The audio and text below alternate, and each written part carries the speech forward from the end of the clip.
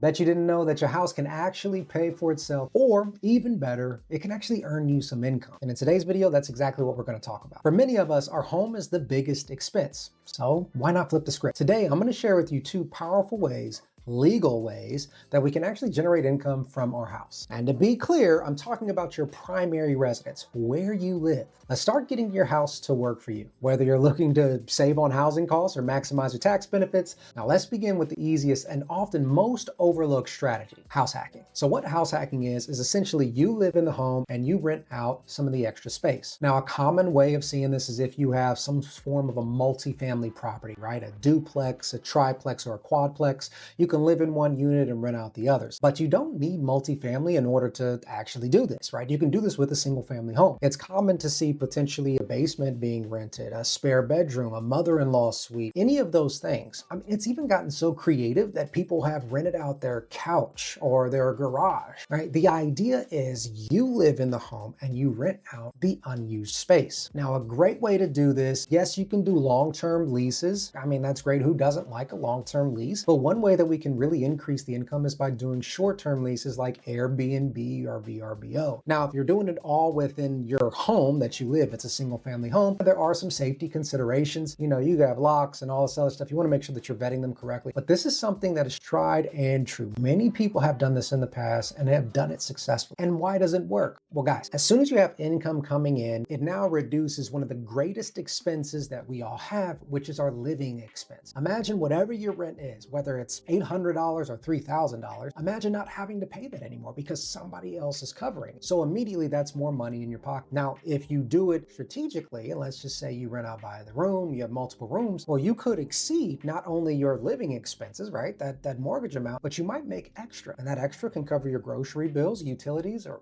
whatever the case may be. So it's a great way to immediately reduce your obligations, but also increase cash. Also, what a lot of people aren't aware of is as soon as you lease out any portion of your home, it now becomes a rental. And so we now get to account for rental expenses. Depreciation, we could depreciate a portion of the property now, which by the way, you cannot depreciate your primary home. But now all your utilities and lawn care and maintenance and all these other things, we now get to treat a portion of it as rental expenses. So that actually helps us reduce our tax obligation while increasing our cash flow. And number three, you get to build equity, right? Basically, you're living for debt-free, but as your mortgage is getting paid, principal balance is dropping, right? And overall, it's increasing equity. So it's a beautiful trifecta that really works. Now, if option one doesn't work for you because you're not ready to rent it out to long-term tenants or you don't want to share your space, there's another strategy that you can use. Now, this is called the Augusta Rule. Now, the Augusta Rule, it was created in Augusta, Georgia for the golf competition, the Masters. And the idea is that a homeowner can rent their home for up to 14 days. And whatever income that they make over those 14 days, they do not have to report that income to the IRS. It's tax-free income. So this was started in golf communities. It's really popular in golf communities. So imagine there's a festival in your city or a concert or an event or a sporting event, whatever the case is, and there's a demand for space in your area. Well, you can rent it out for 14 days and all that money that you make, you essentially get to put it in your pocket. There's a lot of misconceptions around this. A lot of people think they have to own a business and that business has to rent their personal home from them to qualify.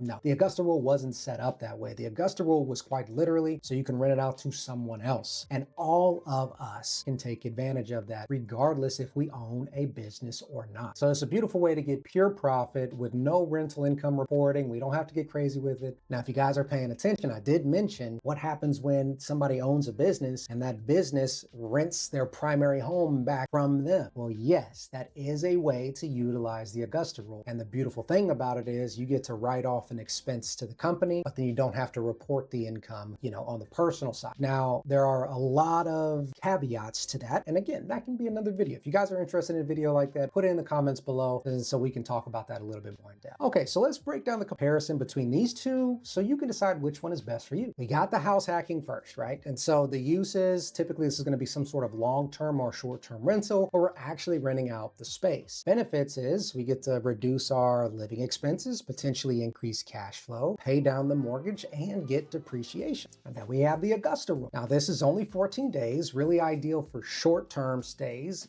quick a couple of days or a couple weekends out throughout the year, it's completely tax-free, and it might be a great opportunity to take advantage of surge prices for events or festivals or things like that. Now, we kind of have to choose one or the other, because as soon as you go over 14 days, it is now a rental. So it is no longer following in the Augusta Rule. You have that decision to make. Is cash flow an issue for you and you want some more reoccurring revenue to help cover reoccurring expenses? Or is your house located in a place that's, has a special event or has a big attraction at a period of time throughout the year? Maybe the Augusta Rule makes more sense. Biggest thing to understand, guys, if you are going to do house hacking, then you are going to report it on a Schedule E. So you want to treat it like a rental. Make sure you got a lease, make sure you're tracking expenses, tracking the deposits. That's really important. And then for the Augusta Rule, it's also really important to understand that you have to charge market prices. You can't just say it's $3,000 a night because I feel like. No, that's a quick way to get audited. It has to be market prices. You can find this on Airbnb and different things of that nature to kind of defend your position as to why you charged what you charged. Your home has hidden potential, guys, and it's up to you to really make the right decision for what fits you best. But if you enjoy content like this and you want to find out more ways to turn your daily expenses into tax profits, then go ahead and smash the like button, subscribe to the channel, and keep watching. All right, as always, guys, thanks for watching. We'll see you next time.